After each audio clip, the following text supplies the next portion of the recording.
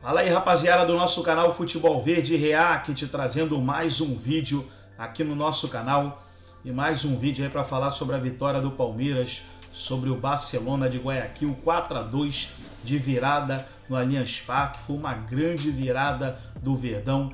Os gols do Palmeiras marcados pelo Gustavo Gomes, o Piquerez, o Arthur e o Hendrick, e o Palmeiras goleando aí 4-2 sobre o Barcelona de Guayaquil. E nós estaremos aqui reagindo àquilo que os comentaristas falaram. Abel Neto comentando aí a vitória do Palmeiras e outros comentaristas. Antes de soltar o vídeo, quero convidar você que ainda não é inscrito no nosso canal, se inscreva, ativa o sininho das notificações para você não perder nada. Tudo do Palmeiras, tudo do Verdão, você encontra aqui no nosso canal Futebol Verde React. E nesse vídeo, debatendo aí a vitória do Palmeiras sobre o Barcelona 4-2 no Allianz Parque. Vamos para o vídeo e daqui a pouco nós estaremos de volta. Estava conversando com um amigo, Pedro Ferrari, antes de iniciar o programa. O Pedro Ferrari, para vocês que não sabem, é um dos nossos editores aqui do nosso F360. Estávamos lembrando de 3 derrotas apenas do Palmeiras nessa temporada, que foram aquela para o Água Santa. Ali realmente o Palmeiras foi dominado, mereceu perder aquele primeiro jogo, depois amassou no jogo de volta. E as outras 2 derrotas, uma foi para o Fortaleza, quando o Palmeiras já tinha praticamente garantido a classificação no primeiro jogo, fez 3-0. E qual foi a outra, Pedro Ferrari, que a gente... foi para o Bolívar. A outra foi para o Bolívar, quando o Palmeiras, exatamente no intervalo entre os 2 jogos das finais do Paulistão, foi jogar na altitude com um time reserva e perdeu. Então, para valer mesmo, assim, o Palmeiras inteiro, focado o jogo inteiro, foi para o Água Santa. E mesmo assim remontou, como se diz. É um Palmeiras cada vez mais de cabeça fria? Porque, só para completar antes de tocar para você, professor, me lembrei do Vasco 2, Palmeiras 0, lá na segunda rodada do Brasileiro, um Maracanã lotado. Vários times desabariam emocionalmente e não conseguiriam um empate e quase a virada como o Palmeiras conseguiu no Maracanã. E ontem, mais uma vez, físico, técnico, tático e principalmente mental do Palmeiras, assim, de uma forma avassaladora na minha visão. Por isso que eu concordo que foi épico, mas não foi surpreendente. E não ser surpreendente é um mérito desse time. Não foi surpresa para ninguém. Não foi surpresa para o público que estava lá e que apoiou o Palmeiras na saída do primeiro para o início do segundo tempo. Não foi surpresa para o Abel, não foi surpresa para os jogadores, não foi surpresa para quem estava vendo o jogo de casa. O Palmeiras faz um primeiro tempo bom, erra 2 saídas de bola, toma 2 gols. Qualquer time poderia desabar se não tivesse a estrutura de trabalho que o Palmeiras tem. E o Abel ganha absolutamente todas as apostas que faz. A gente é parado até na rua. Outro dia um rapaz me parou na rua para reclamar que a gente bate muito no Abel por causa daquele outro aspecto, que não vem ao caso hoje, porque hoje é dia de vitória, não vou falar disso. O rapaz falou, vocês não falam que ele é provocado? A gente fala tudo que tem que falar. Inclusive que ele é um baita técnico de campo, que ele é. Não só de campo, de trabalho. Esse não é um trabalho só de campo, é um trabalho de cabeça. Gente, quem apostaria que ele viraria um jogo difícil desse, lançando o Flaco Lopes em campo, a coisa de 2 meses atrás? Olha como ele não desiste de jogadores, olha como tudo tem um porquê nesse trabalho. Então, quando ele fala que a torcida é a cara do time e o time é a cara da torcida, essa simbiose, essa confiança, foi um jogo de muita confiança, era uma questão de tempo. Claro, tem casos no futebol que você está jogando bem, toma 2 gols e desaba, mas quando o trabalho não é tão consistente quanto esse. Trabalho muito consistente, muito bem distribuído. A Mari falou da presença de alguns jogadores, alguns fundamentais assim para a história do clube, como esse fantástico zagueiro que a gente está vendo aí fazendo mais um gol de cabeça, É uma simbiose perfeita. Eu não sei o que vai dar em Libertadores, porque é o tal do campeonato de mata-mata. Ano passado, por exemplo, o Palmeiras era tão consistente quanto e acabou caindo para o Atlético Paranaense. Mas para campeonato brasileiro, que é de regularidade, eu não tenho dúvida de que é o principal favorito. Um trabalho muito à frente dos demais. Caiu para o Atlético Paranaense num confronto equilibrado, duríssimo. O Atlético Paranaense passou com merecimento, mas não dá para dizer, dominou o Palmeiras não jogou nada, não. É sempre muito difícil. Não existe time imbatível, mas esse aí, aqui na América do Sul, é quase imbatível. Mas existe time confiável. E esse do Palmeiras é um dos times mais confiáveis que eu já vi. E qual será a análise de Eugênio Leal para essa vitória épica do Verdão? Olha, Bel, achei que foi um jogo que surpreendeu no primeiro tempo pela postura do próprio Barcelona. O Barcelona veio jogar, ele não veio se defender, veio jogar. E ele tem alguns bons jogadores, tecnicamente falando, e surpreendeu o Palmeiras, acho que por essa atitude no primeiro tempo. Trocando passes, buscando subir marcação, envolvendo a defesa do Palmeiras. Aí acontece uma questão que, para mim, é decisiva no andamento do jogo, ainda muito cedo. Aos 20 minutos, o lateral direito Pineda se machuca. E eles não têm um reserva para a posição. E é colocado no lugar do Pineda o Adonis Preciado, que é atacante. Ele é um ponta-direita, né, na linguagem antiga do futebol. E o Barcelona passa a jogar com 2 pontas pelo lado. O Corozo, mais avançado, e o Adonis, mais recuado. E o Palmeiras percebe que ali é o caminho para construir a vitória. E já nos minutos seguintes, logo depois dessa substituição, o Palmeiras começa muito com o Piquerez. É um jogo que o Piquerez ganha muito, né? Muita projeção, porque eles fazem a leitura de que ali é o caminho. Mas o Palmeiras... Virou a Avenida Barcelona depois desse... Virou, Depois dessa troca. A Avenida Preciado ali. Avenida Preciado. E o Piquerez muitas vezes coadjuvado ali pelo Dudu, sim. Nossa. Porque nessa situação o Piquerez foi o protagonista e o Dudu foi coadjuvante ali de explorar esses espaços. Mas o Palmeiras tinha um problema no jogo, que era a sua saída de jogo, a sua saída de bola desde trás. Poucos times pressionam a saída de bola do Palmeiras. O Barcelona fez isso. E pressionando a saída de bola do Palmeiras, o Barcelona fez os 2 gols. Recuperou a bola 2 vezes e o seu atacante, o Fridzewski, o polaco. O polaco, foi muito bem nas 2 jogadas, nos 2 gols que ele faz. Isso dá um susto no Palmeiras. E sai por intervalo com 2-0, embora o Palmeiras tenha criado situações, especialmente lá pela esquerda, ainda no primeiro tempo. No intervalo, tem uma mexida do Abel que é muito importante.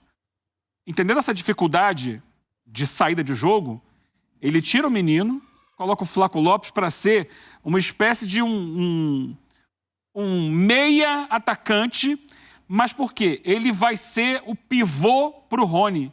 As bolas passam por ele, para ele controlar essa bola de costas. Ele é alto, ele tem, né, envergadura para receber a bola de costas na intermediária e permitir a aproximação dos demais jogadores. Uma vez ele fazendo esse giro, ele vai para a área e é mais um que chega na área para finalizar. Mais para gerar preocupação também defensiva, né, do Barcelona. Sim, é porque ele traz o Veiga um pouquinho mais para trás e coloca... E tem um lance logo no início do segundo tempo, que o Arthur chuta a bola na trave, que é bem representativa dessa mudança. Por quê?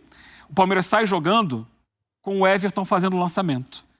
Ele não sai mais jogando, trocando passes, porque não estava funcionando isso no primeiro tempo. O Palmeiras tomou 2 gols saindo assim. Então o Everton lança e ele passa a ter na intermediária o Lopes, que é alto, disputando com o Leonai, que é o volante brasileiro, que é bom, só que é muito mais baixo. O Lopes dá a casquinha de cabeça, o Arthur entra em velocidade e chuta a bola na trave. Ali está dito, mudou. O Palmeiras mudou a maneira de sair da defesa para o ataque, que era o problema do time no primeiro tempo. E a partir desse ponto ele começa a construir e chegar com mais gente na área. O segundo ponto é esse. O Palmeiras começa a povoar mais a área. O Lopes chega e a gente vai ver o Piquerez entrando na área e fazendo um dos gols. Porque normalmente ele ficava mais fora da área e a bola chegava para 2. Às vezes você tinha o Rony e tinha o Arthur na área. E você passa a ter o Lopes, você passa a ter pisando na área também em alguns momentos o Piquerez, em outros o Dudu, e isso gera mais dificuldade para a defesa adversária. Nesse lance do Flaco com o Arthur, você junta a técnica com a qualidade individual, né? Porque sim, o Arthur, com muita capacidade também, o entendimento entre os jogadores é uma coisa impressionante, flui muito bem, assim. E não é receita pronta, porque você veja que o Abel, raramente, claro, quando precisa, como ontem, ele mexe no jeito do time jogar. Mas geralmente ele não mexe na estrutura do time. Ontem ele precisou fazer isso. Até porque o menino também não entrou nas suas melhores condições, né? Ele era até dúvida. Era dúvida para o próprio jogo. Então, até dificuldades para o Palmeiras viram soluções, porque o Abel, a partir da dificuldade, ele acha soluções.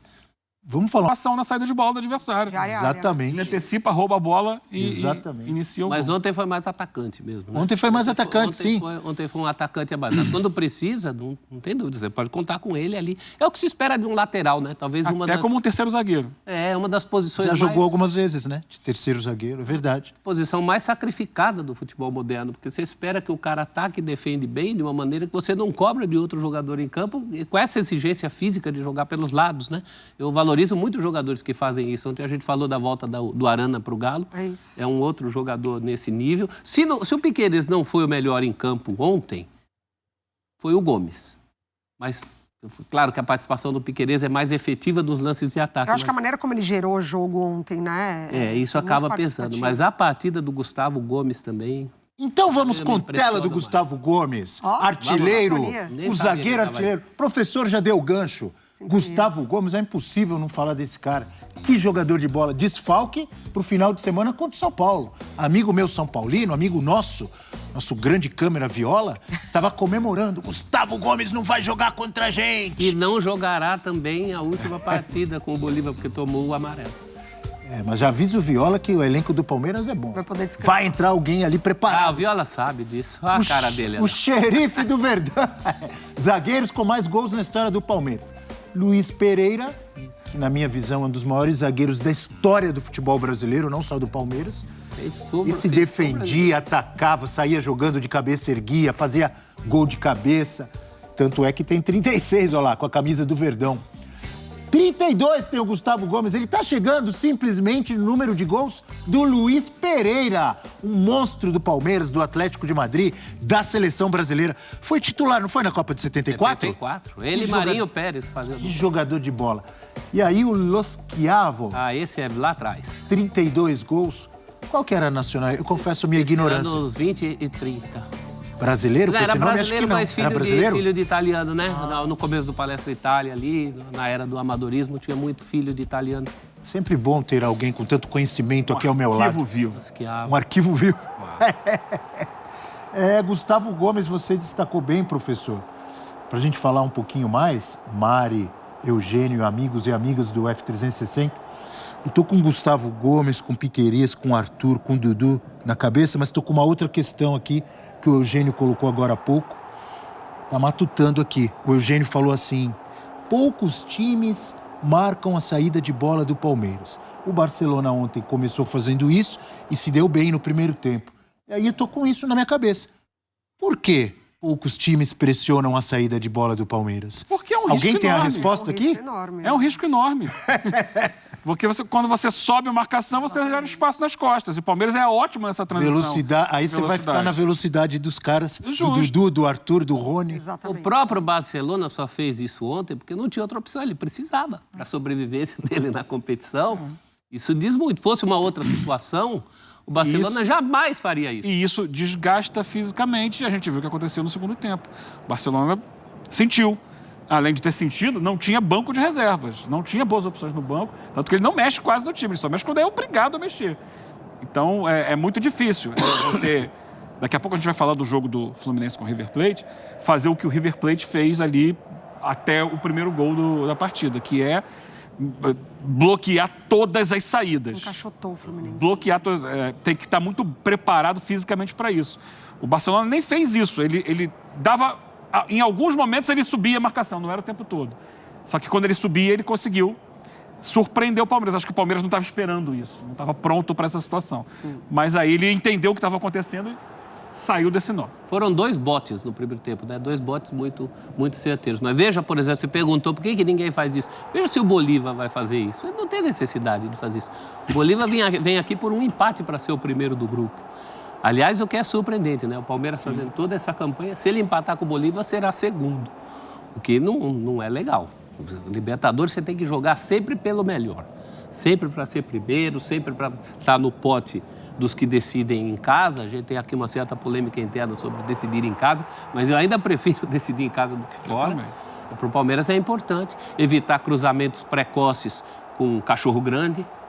Tem toda essa questão. E o Palmeiras é tão eficiente nas suas estratégias, nas suas maneiras de jogar, que numa marcação alta, talvez um único escape já seja o suficiente para o Palmeiras marcar, para o Palmeiras virar, para o Palmeiras empatar, para o Palmeiras voltar para o jogo. Então, o time que enfrenta o Palmeiras, ele precisa pensar demais em qual estratégia usar, porque é um time que tem muito repertório para diversas situações. O Palmeiras sabe lidar com diversas situações. Porque vocês colocaram bem, eu fiz a pergunta, vocês rapidamente responderam. Por que quase ninguém pressiona a saída de bola do Palmeiras? Vocês rapidamente responderam.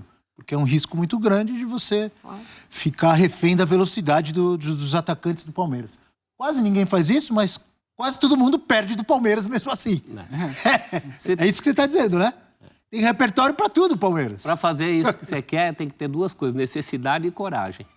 O Barcelona teve ontem, né? Começou da necessidade. E tem as benditas bolas paradas.